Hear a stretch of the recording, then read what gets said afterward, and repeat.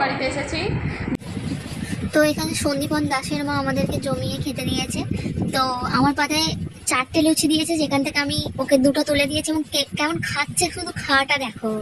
আর বলছে ক্যামেরা ঘুরিয়ে নে, এতটাই খাচ্ছে যে ক্যামেরা ঘুরিয়ে নিয়ে এবার ওর এবার কি বক্তব্য সেটা শুনুন আপনারা। সদস্যের লুচিটা আমার দিচ্ছে, আবার আমার লুচিটা আমি কি করে খাবো? একটাই দিচ্ছে, বলো না কাকে বা জোর করে করে খেতে দিচ্ছে।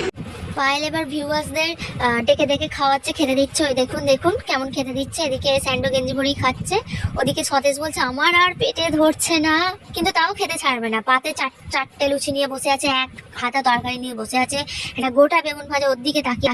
এরপর সতেজ আর তুলির মধ্যে জোরদার ঝগড়া লেগে গেছে, কে কটা লুচি নিয়েছে। কেন ঝগড়াটা হচ্ছে এবার শুনুন।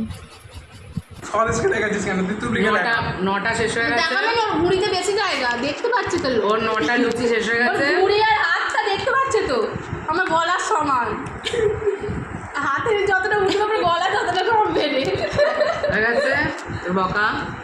তুলি 15টা মিষ্টি খাবে বলেছে আজকে, এখনো একটা খেয়েছে, বলছে আমার এখনো খিদে পাচ্ছে। এরপর আছে সরেসের রসগোল্লা বানানোর পদ্ধতি, আপনারা দেখুন।